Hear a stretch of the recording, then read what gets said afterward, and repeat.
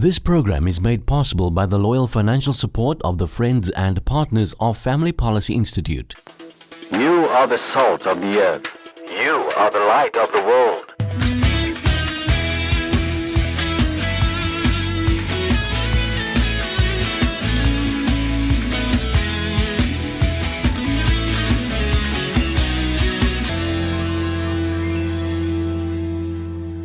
Good evening and welcome to Salt and Light. Thank you for joining us. Tonight we're going to be talking about sexual exploitation and, more importantly, the efforts by various organizations in South Africa working hard to fight all forms of sexual exploitation of women, children and men. And one of the people doing a great job in that fight is Anne Abok. And Anne, I want to welcome you to the studio. Always good to have you to talk to you about these issues. Thank you very much, Errol. I'm happy to be here too. Now, you're the international director for MeCAT, and that's the short version of it. It's the Media Campaign Against Human Trafficking. That's your organization, and you're doing incredible work in exposing the atrocities of human trafficking, the abuse and exploitation of women and children, not only here in South Africa, but internationally. You also have a network in Nigeria. And you and your husband, Alex, we respect you so much and we honor you for the work you're doing. But for our viewers' benefit, would you please just explain what Media Campaign Against Human Trafficking does? Well, Media Campaign Against Human Trafficking, our focus is actually to use the love of Jesus and the media to fight human trafficking. So we work in different areas like awareness, advocacy, reintegration, and rehabilitation as well. We have a safe house in Nigeria. And then we also focus on building capacity and competencies of stakeholders or partners in the fight against human trafficking. Okay, now one of the words you use there, and I think it's very important, is building awareness. We found when they wanted to decriminalize prostitution in South Africa during the World Cup in 2010, we found just the efforts in creating awareness amongst the public here in South Africa about the threats of prostitution linked to human trafficking, child prostitution, all of those things basically helped us a lot, because the more the people are aware and understand about these issues, the more we have people getting involved and fighting this fight with us. Yes. Actually, we believe at MeCAT, we believe that the quintessential approach to fighting human trafficking doesn't just go to like aftercare, but actually begins with prevention. And we cannot do prevention without awareness. So awareness is actually very, very key. People cannot fight what they don't know. That's right. They cannot stop what they're not even aware of. So awareness is really, really key in different levels, actually. Yeah, and it's a critical strategy because you're co-opting the public to be your eyes and your ears to help you. Because most people, when you tell them about the threats of human trafficking and sex trafficking, it's like, is this happening in our country? Is it happening in our communities? It's so distant. Exactly, and it could be happening just down the road from where you live, but because you don't know what to look for, you won't be aware. Exactly. And so the awareness campaigns are so critical. Awareness is very important, and also, like you said, to have the public involved, we need a multi-sectoral approach. Yes. Because not one sector of society can fight human trafficking. It's a complex issue. So yeah, we need because all different sectors together. It's a global crime. It's a global crime. And there's all kinds of people and networks and groups involved in it. So that's why you need organizations like ourselves working with the police, working with the media, working with churches, all of us coming together to stand up against this heinous crime. Exactly. I believe you're having a conference this year, 1st to 4th November in Simonstown. You have this every year. Yeah. Tell us what the theme of this year's conference is. Oh, this year's conference, we are so excited about it because I'll tell you the background first before I tell you the theme. It was inspired by one of our meetings here at the Coalition to End Sexual Exploitation. And it was when you actually encouraged us to write proposals, against the decriminalization of prostitution in South Africa. And it actually got us thinking, because the conference, every year we have different partners, different countries. Last year we had 11 countries. Wow. And over 30 organizations in attendance. And so we thought, why don't we use that platform as well to bring submissions? So whatever paper will be presented there, we'll compile it and bring submissions back to this coalition, to actually give you what you've actually encouraged us to do. So the theme, so we can document all this. Yes, it will be part of the documentation, which the coalition is actually doing a great work putting together. The theme is human dignity, freedom, and morality. Wow, that's good. That's exactly what we're all fighting for. And most decent people in South Africa, that's what they want. Yes. Human freedom, Yes. dignity, all of those things. But freedom is not free. That's it. People have to fight for it. People have to fight for it. sacrifice and do things in order for people to enjoy those freedoms. And that's why you a member, MeCat is a member of the Coalition Yes. to End Sexual Exploitation South Africa. We just call it CISA for short. But it's a network of over 40 organizations, all involved in the fight against prostitution, sexual exploitation, whether that's through pornography, the sexualization of young children, human trafficking, sex trafficking, all of those issues.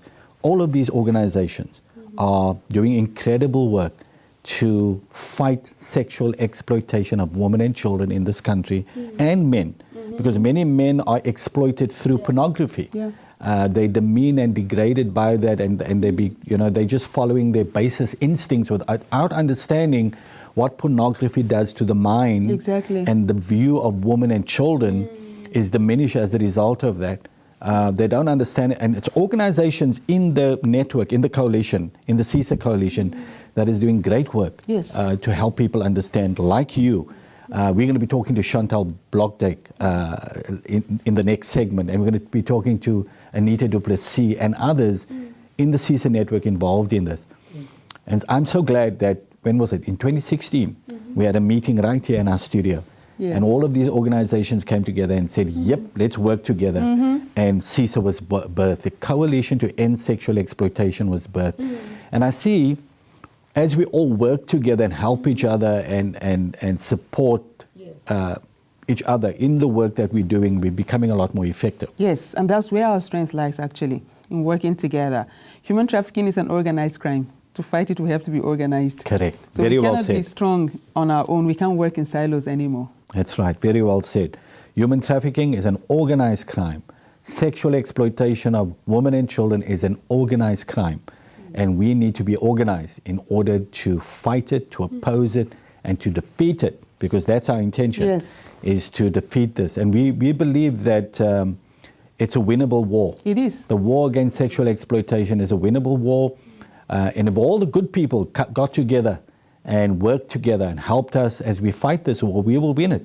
Because there's more good people than there are bad people doing this.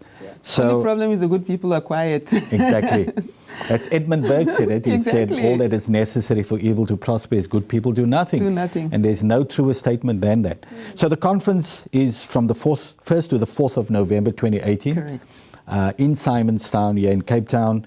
And the theme again, just say that again. Human dignity, freedom, and morality. Human dignity, freedom, and morality. And yes, there is still such a thing as morality.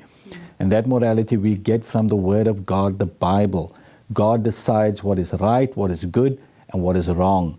And we stand on the side of biblical values, biblical morality, because it's proven over and over again. It is the foundation of any society. Exactly. It's what protects and defends families, marriage, family. And the best place to raise children is in the family, in a stable family. Yeah. And all of the things we see today is because when families break down, children become vulnerable. Exactly. Women become vulnerable. And these criminals can take advantage of that. And the criminals know it. Because before the perpetrators of sexual exploitation or human trafficking start acting on vulnerable people, they do a survey first of all. Because I was in America last year and we're talking with a detective in Dallas. He's actually one of the veteran detectives. And he was telling us how the processes that the perpetrators of sexual exploitation of children and women and also human traffickers, the process they go through, you wouldn't believe it. The first thing is they look out for the most vulnerable. They do a survey to find out the relationships between that person or the child, the young person, the vulnerable person, and the family. So exactly what you mentioned, the family unit. So they know these things.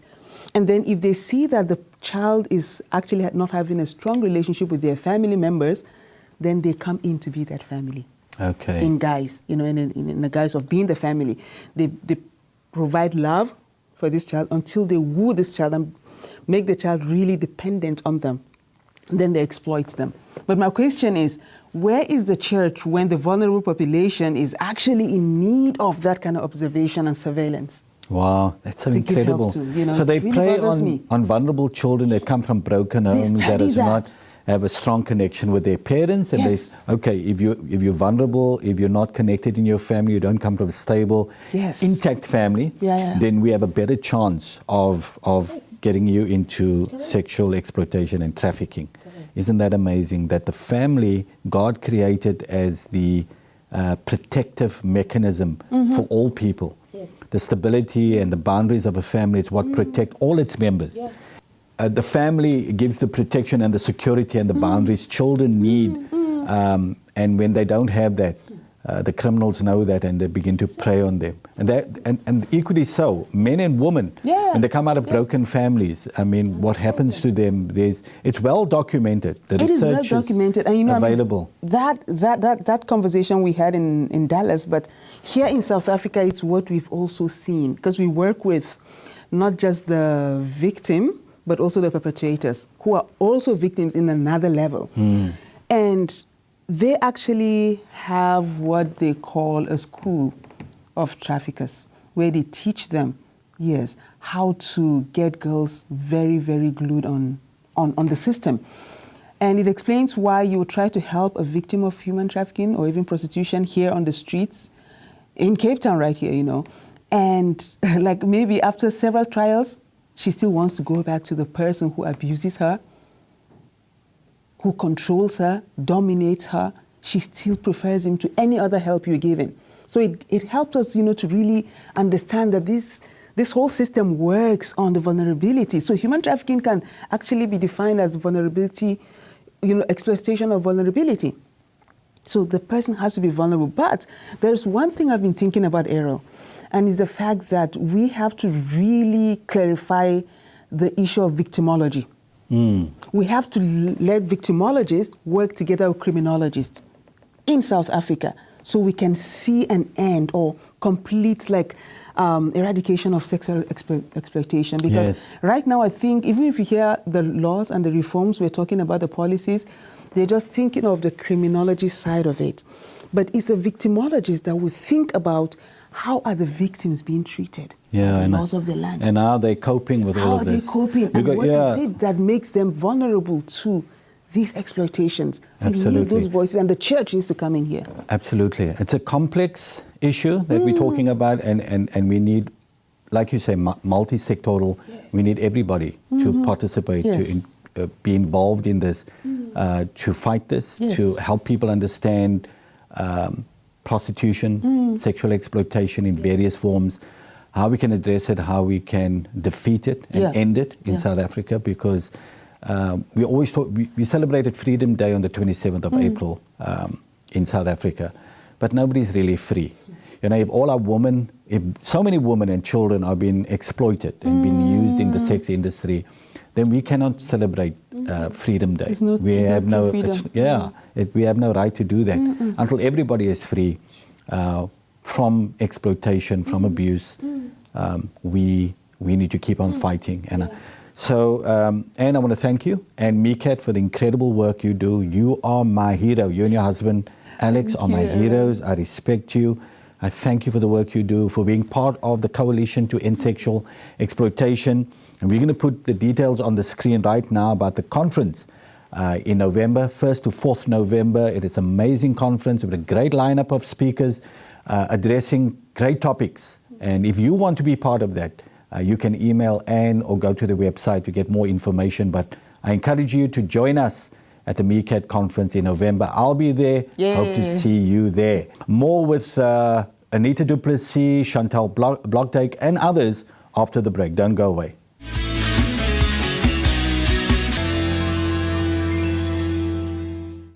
Welcome back to the program. My guest in the studio is Anita du Plessis from Hands for Hearts. Anita, welcome to the program and thank you for joining us. Thank you very much, Errol. I'm a great admirer of the work you do, and I see that you're the founder and the chief executive of Hands for Hearts. So tell us, for our viewers' benefit, what does Hands for Heart do? While we lived in Southeast Asia, I realized the importance of going out to the streets, to the red light districts, to build relationships with the traffickers, the pimps, and the girls, to gather information, to map it out, and that gives you a clearer picture of what you are facing, and that helps you to work effectively. So when we returned to South Africa and we started Hands for Hearts, we realized that there was a need for that in the Helderberg where we live, and that is what we are setting up now, a digital system to gather and to map out verified information. That's so important, Anita. I'll tell you why, because when the anti-trafficking legislation was being developed in Parliament by the Justice Portfolio Committee, several times members of the Justice Portfolio Committee questioned if sex trafficking and human trafficking was a major problem in South Africa. And the reason they questioned that is because there isn't research in South Africa. There isn't verifiable data helping people understand how serious this problem is. And I see that even the police cannot do their jobs properly if they don't have good research on sexual exploitation, of trafficking, of sex trafficking. We're beginning to gather that data now with arrests that's been made under the trafficking legislation, but prior to that we don't have any research. So what you're saying is Hands for Heart is now gathering the data and the research that would be, well, it would help everybody involved in this fight against sexual exploitation. Most definitely it will. And if you look at the TIP reports, the Trafficking in Persons reports that is released every year, and you can trace them back, then you will see that the statistics of the police, of immigration, and of the courts, they all vary, which means that there is not a sharing of information and statistics happening even between the law enforcement agencies. And that undermines the fight against sexual exploitation, because if the police, if the courts do not have good data and research to work with, how then will they understand what they're dealing with? Absolutely, and that is where NGOs play such an important role, because when we collaborate and we share data and we confirm our data with each other, we have a very powerful tool that we can submit to law enforcement to help them do a better job. Okay, so your ultimate goal then in Hands for Hearts is to end the sexual exploitation of women and children, whether that's in prostitution, trafficking, human trafficking, the sexualization of young children. Your ultimate goal is to end that, to fight that by using research and data that you gather. So last year, I did a diploma in human rights and forced displacement through the United Nations University of Peace. And the course covers everything from asylum seeking right through to internally displaced persons. And when you look at the data and you work through the acts, the international laws and the local laws, you become so confused, because there is such a grey area between people smuggling, refugees, asylum seekers, human trafficking, sex trafficking, child trafficking, labour trafficking, and people don't know that, and people don't even know how to identify it, let alone the victims knowing that they are victims of human trafficking or labour trafficking. So are you saying that people that's being trafficked, they don't even realize that they are victims of human trafficking? No, they don't even realize it. And the sad thing is that they don't realize that they are illegally employed. They just see it as, I had a job opportunity offered to me. Okay. I took that. And they don't understand the laws that coincides with labour, with formal employment. And who's supposed to do that then? Who's supposed to help these people understand what is happening as far as sex trafficking is concerned? Is it up to government? Is it up to the police? Is it up to the Labour Department? It's up to every Joe Soap, every person in the community to have those conversations, to know how to identify it and to educate each other, to educate their children. And it is really up to us to hold media responsible as well, to broadcast and to print the correct information. Yeah, to educate the public out there so they understand what is happening around them. Because we found that people don't believe there's a lot of trafficking happening in this country because they're not made aware of it. They're not getting information. So people think, well, it's not happening here, it's not really a problem, where it could be happening just down the street from where they live, and because they're ignorant about that, they're unaware of what is happening. But Anita, you a member, your organization, Hands for Hearts, is a member of the Coalition to End Sexual Exploitation South Africa. And this coalition is made up of various organizations involved in the fight to end sexual exploitation. How has it helped you, as your organization, how has it helped you being part of this network? You know, Errol, the coalition is so important and has a very important role to play. Because when you look at the extent of human trafficking, pornography, child trafficking, sexual abuse happening in communities, in houses, we realize that no one can do it alone. That's right. And it's very easy to stand on the sideline and to judge and to criticize. But in the coalition, we are forming relationships and partnerships with which we can encourage and speak into government and help them and guide them to make the right decisions that will help us end human trafficking together. Absolutely, I agree with you. I think since the coalition was formed, CISA was formed, I see that our impact and influence have grown because we're not operating as more than 40 different organizations on ourselves in silos, but because we're collaborating, we're able to help each other, inform each other. Where one has a strength, they can use that to make up the other's weakness and just to share vital information. That's one of the key things that I see that has happened is the sharing of information, and the fact that we even went to Parliament as CISA and made presentations to that women's network there that was asking for submissions on the decriminalization of prostitution. So it is working, and I'm grateful to every member of the coalition for the part they play, because all of us together can do a lot more than we can do by ourselves. Anna Bach said earlier in the program, she said, human trafficking and sex trafficking and exploitation is organized crime, and we need to be organized to be able to fight this crime. And I think that is a very, very pertinent observation over there. Now, you've also attended the Global Summit to End Sexual Exploitation in Washington, D.C. I was there, Chantal Blocktak was there, and so were you. Tell me, of everything that happened over that 4 days, what did you learn? What was the primary thing you learned that can help you in the fight here in South Africa? The coalition is very important, and what I learned from the coalition in America is how they use the laws of the land, because they studied it, they were familiar with it, to empower the FBI to bring down sites like Backpage. And as we know globally, human trafficking is moving more online. Yes. And that was a very, very powerful celebration to be part of, that victory, when they did the press release to announce that Backpage has been shut down. And then when you look at a few days later, after the president signed the new bill, directly after that, 4 more websites were shut down.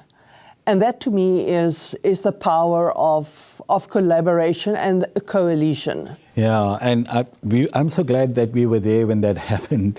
Sure. That a major website that facilitated sex trafficking and abuse and prostitution, Backpage.com, was shut down by the authorities. But it came about we were sitting with all the people that was responsible for getting that website shut down, and how encouraging that was to be part of that network, to be there in the room with so many good people fighting sexual exploitation, and we there and we're celebrating with them. We're thinking, you know what, we can do the same in South Africa. I totally agree with you. It was so inspiring, and my same thought was, if they can do it, we can do it. So why not?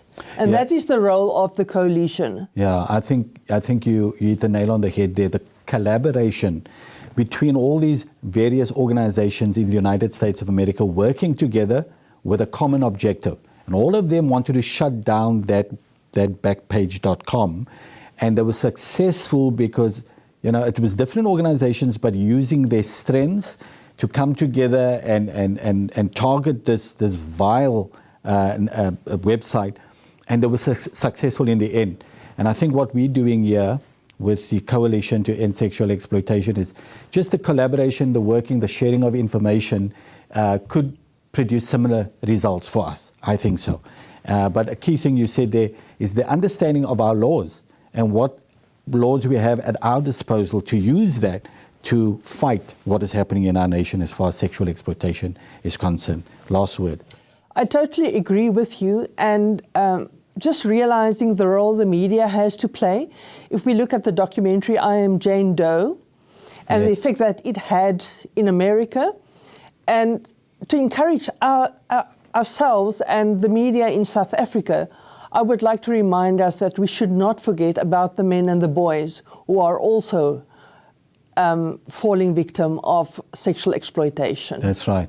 Yeah, it's across the board. It's not just women and girls, but it's young boys and men being trapped in this vile industry of sexual exploitation. So, Anita, once again, I want to thank you for the incredible work you do and your sacrifice at Hands for Hearts.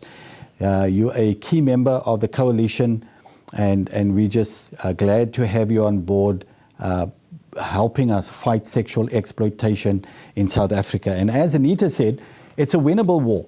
We firmly believe and we are convinced that ending sexual exploitation in South Africa is a winnable war. But we need everybody to come on board. Government, the media, the business community, the church. If we all join hands, we can win this war and protect our vulnerable members of society. More after the break. Don't go away.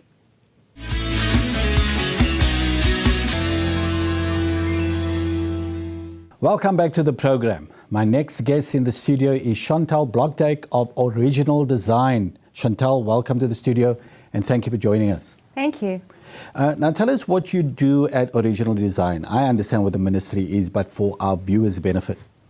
We do research and education around the original design of sexual intimacy with a main purpose to confront sexual immorality, sexual exploitation, abuse and addiction in the body of Christ. And a big part of that is healing. We are trusting for big healing to happen.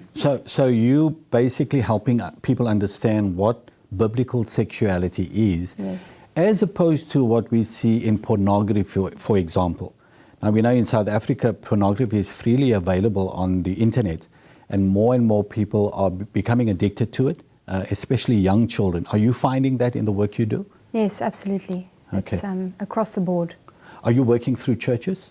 Yes, we our main target is the body of Christ, but we do have we are open to opportunities that arise within community groups, libraries, schools, that sort of thing. Yeah, we even did a workshop at a hospital recently. So okay, so we're going to talk about the Global End Sexual Exploitation that both of us attended, but I want to talk about the previous one in Houston. You were at that one as well, yes, where a presentation was done about pornography and addictions and consumption in the church. Yes. I was shocked by the statistics that I heard there. It was American, but I don't think it's very different here in South Africa, that there are many men consuming pornography sitting in churches. And the Yes. question I want to ask you is, when you work in the churches, are there ministries in the church dealing with this issue? No, not enough. Not enough. There's definitely something that is awakening, that people are starting to wake up to it, but we are needing a lot more transparency in the church about this. Okay, so Yeah. Original Design, your ministry, can you help? Can you speak to churches to help them understand that this is a growing problem? Yes. That needs to be addressed by the church, because people call it the silent sin or the secret sin, because it's done mostly in secret. Men go and sit in a corner somewhere, nobody knows about it, and consume pornography. But then, of course, the consequences is played out in their marriages, in their families, in societies, and it's horrendous.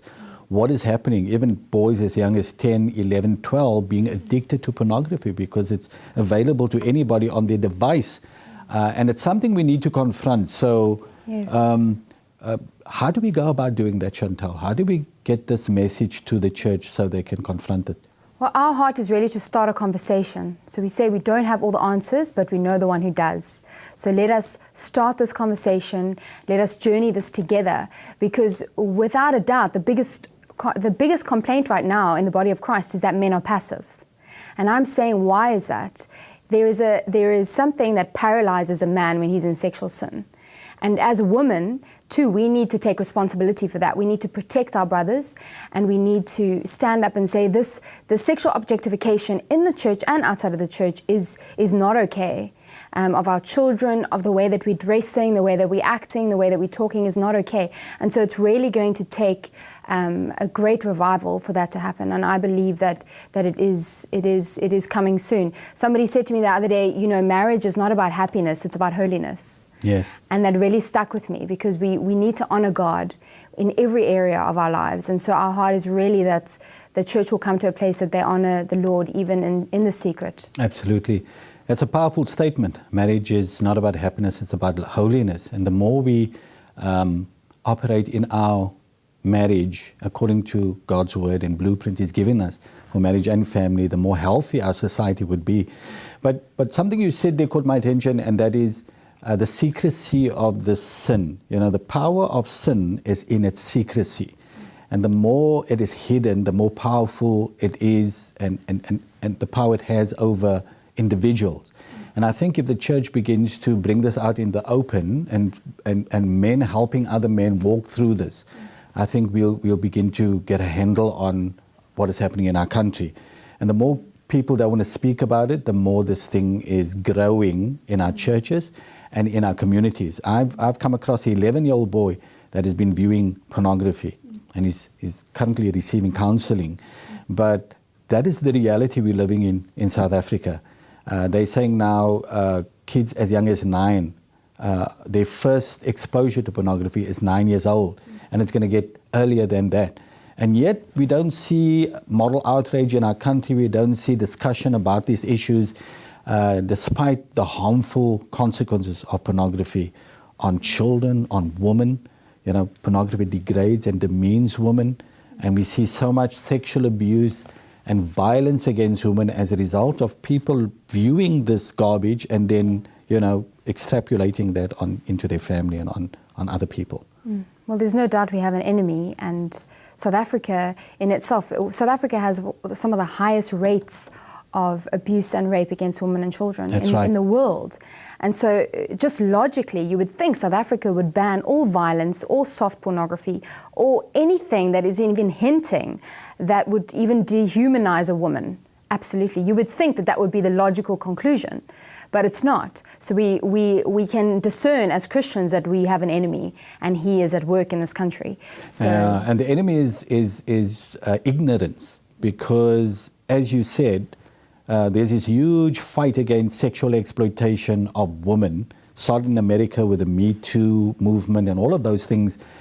But the mind boggles that they don't attack pornography, because that is exactly where women are degraded and demeaned and are portrayed as sex objects, and nobody's saying anything about that. It's like, that's fine, just target men, out the men, shame the men, and that's good, men that exploit women.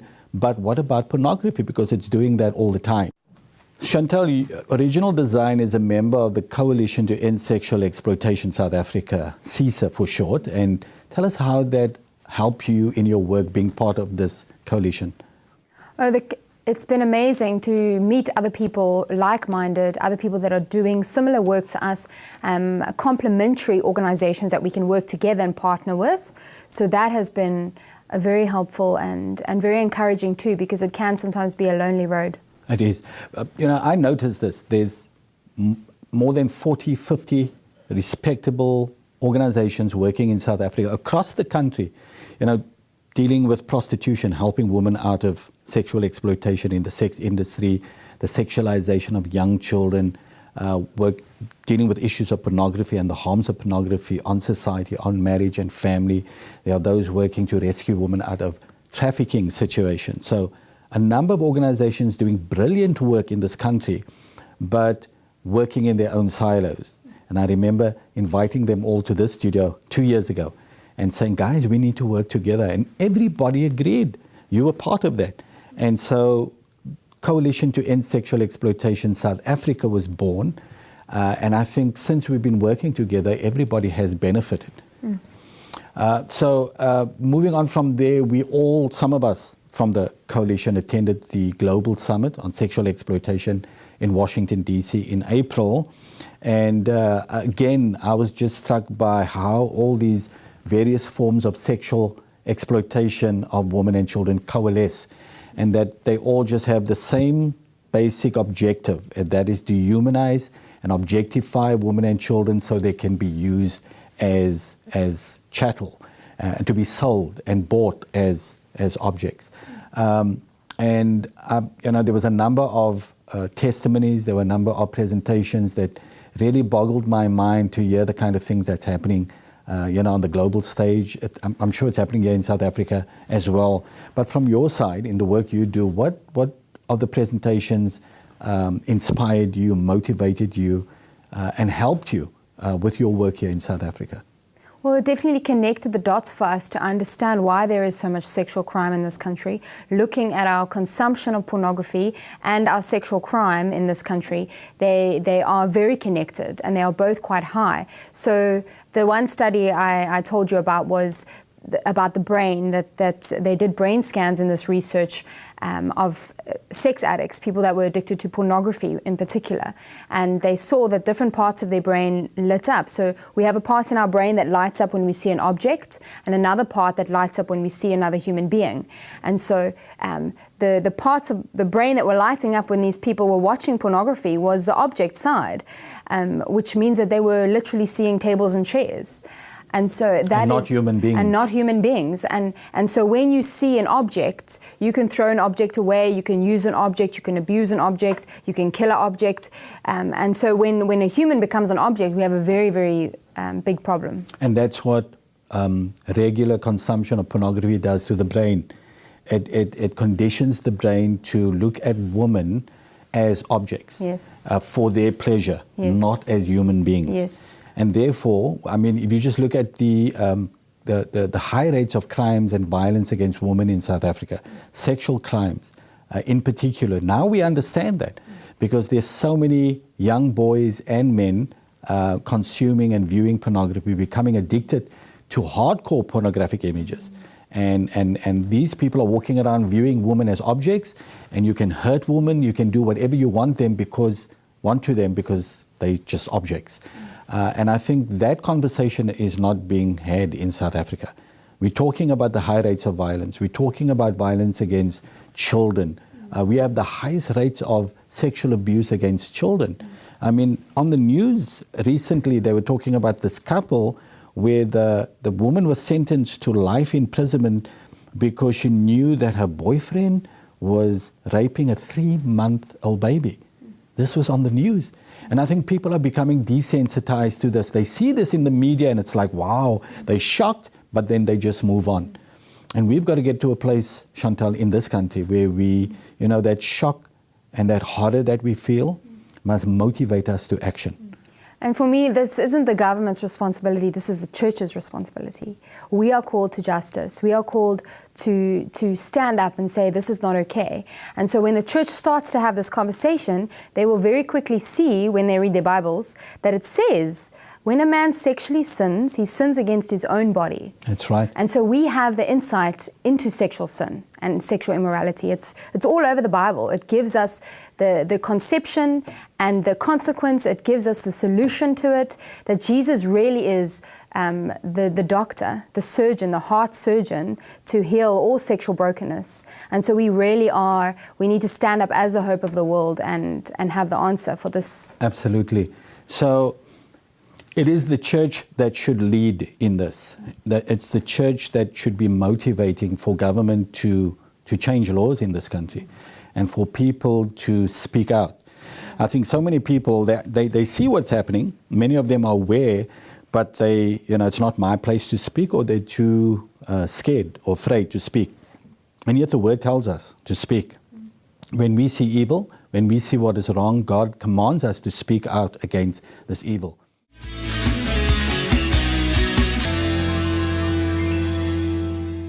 Welcome back to the program. I'm speaking to Mickey Meji and Madre Bruvet about the South African Law Reform Commission's report on adult prostitution. And so, Mickey, there's a lot of issues that the report deals with. It deals with health issues. Is prostitution decent work?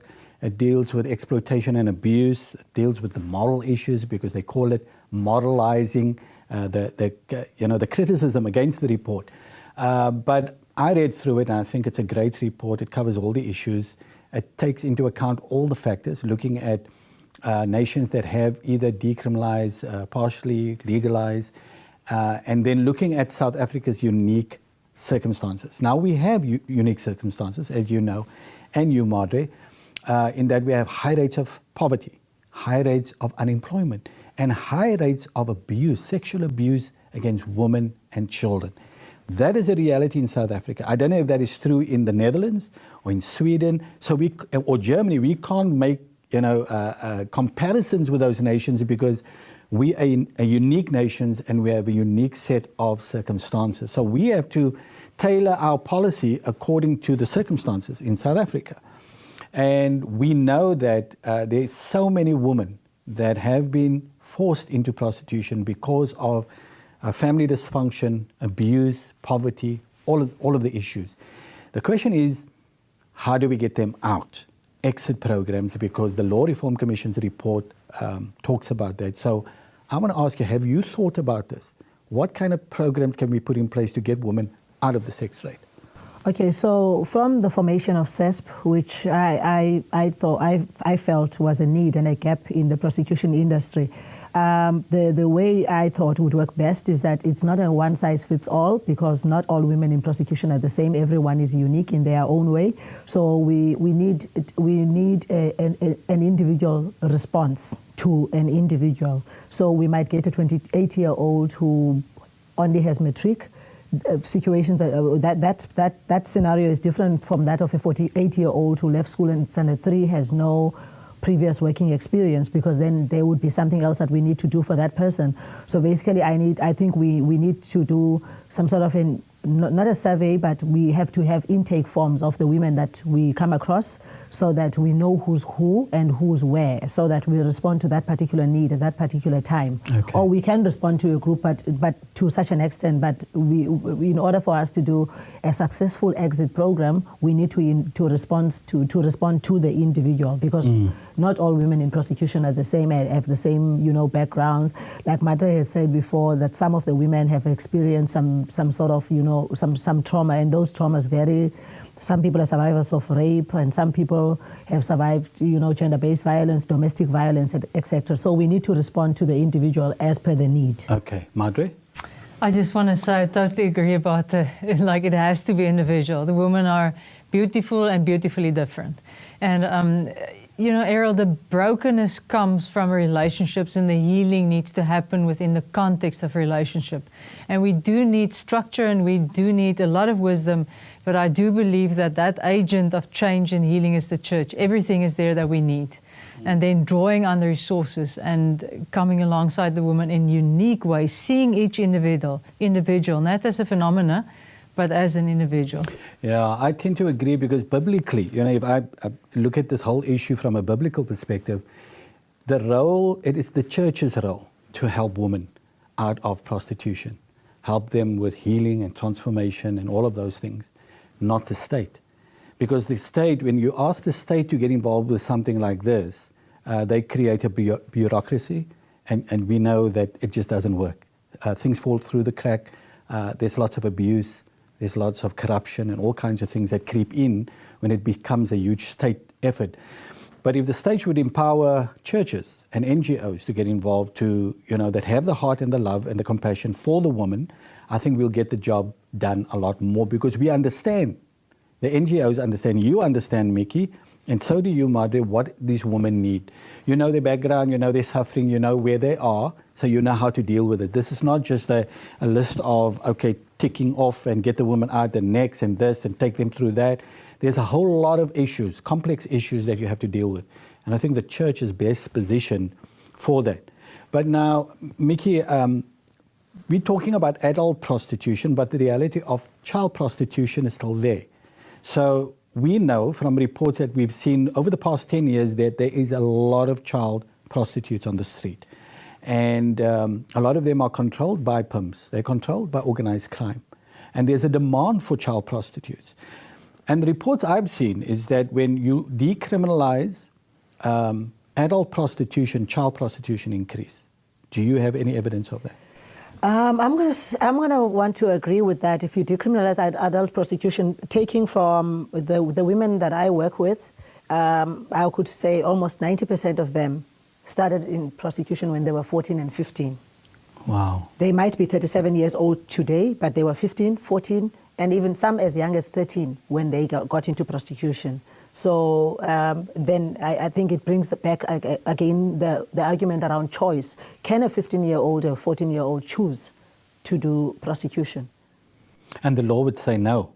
The law would say that is illegal for a child to make a choice to become a prostitute. So it has obviously criminalized child prostitution until 18 years old. So here's the question then. So a child comes into prostitution for whatever the circumstances at 14 and 15 and is abused and exploited and all of that. So at 18, magically it's okay.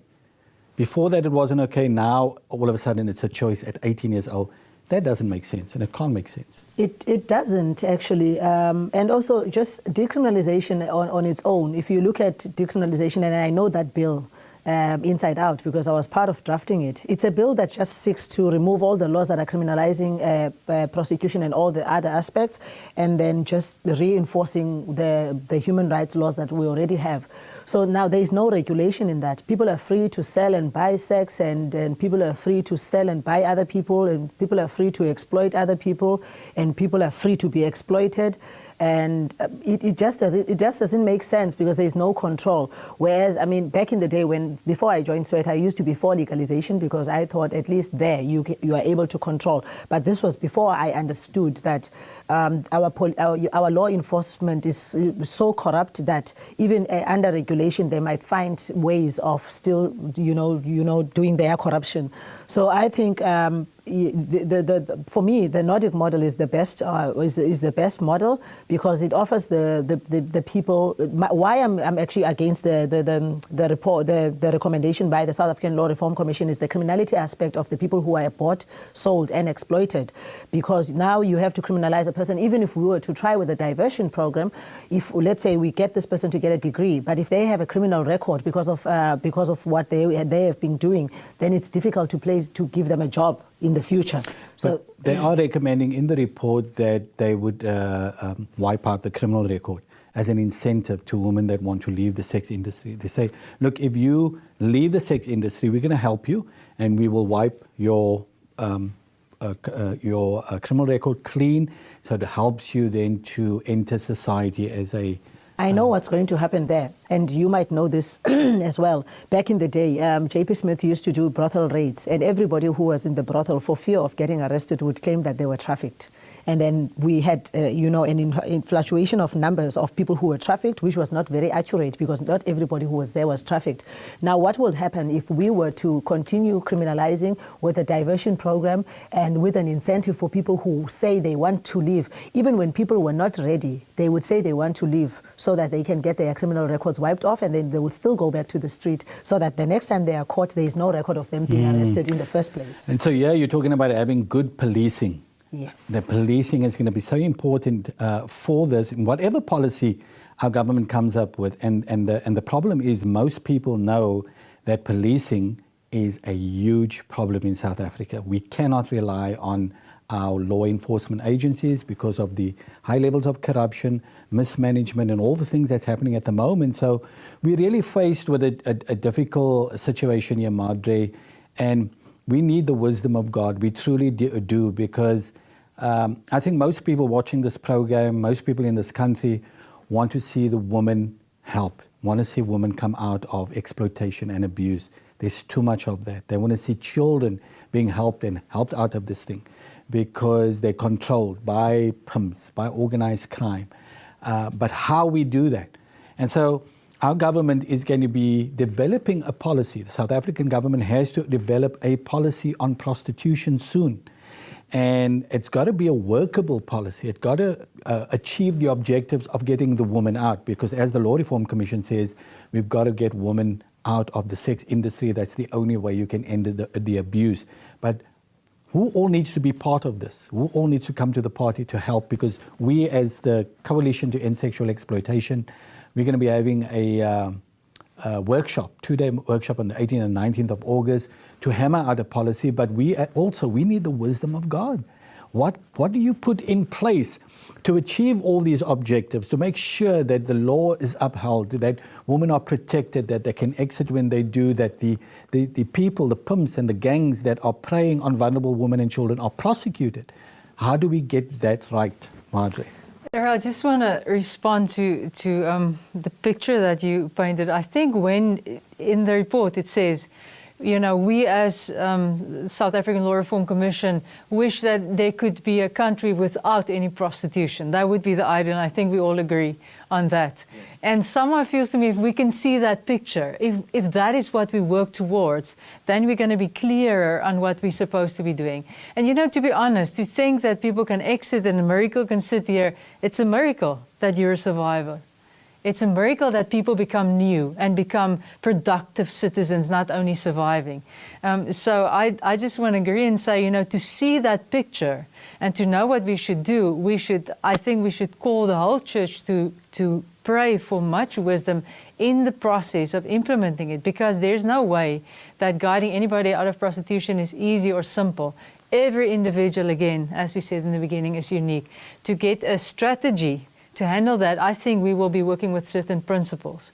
And for that, it's good that we have people, you know, that has lots of experience and that comes from certain government departments and all of that. But I want to say to every person that has a heart, you have something to bring to the table. Yes. And bring it.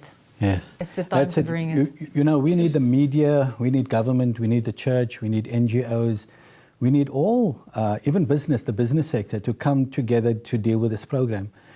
Because somebody once said, the way you judge a nation, it's by the standards that they employ to protect women and children. How we protect the most vulnerable members of our society is how a nation is judged. And I think South Africa, on that scale, is losing very badly, because the exploitation and abuse of women and children are sky high in South Africa, and it's not going down. We're not winning the battle on that. And I think there's not enough political will in this country from all sectors. There's just not enough will to deal with the situation. And we can end sexual exploitation in South Africa. We can do it. But we need everybody to come together to do that. How can we sit by and just allow women and children to be abused, sexually abused and exploited every single day, and carry on with our lives like nothing is happening? We can't do that anymore. We can't do that any longer. There are answers and there are solutions. And people sitting here in the studio, Madre Bruve and Mickey Meji, are people that know and understand the issues. And I think they can help us a lot. There's a lot of women that have come out of prostitution that know the industry, that can give us critical advice and insight about what happens in the sex industry. And if we have that, we can find solutions for South Africa. So Madre and Mickey, I want to thank you once again for coming into the studio and sharing your insights and your wisdom with us. We ask God to bless you in the work you're doing, to strengthen you so that you keep on fighting the good fight. So thank you. And to you, there's information on your screen now on how to get the report from the South African Law Reform Commission. Please make an effort to go to their website, download the form, read through it, even if you read the executive summary, but understand what is happening with prostitution in South Africa so you can speak with knowledge and insight. Good night and God bless you.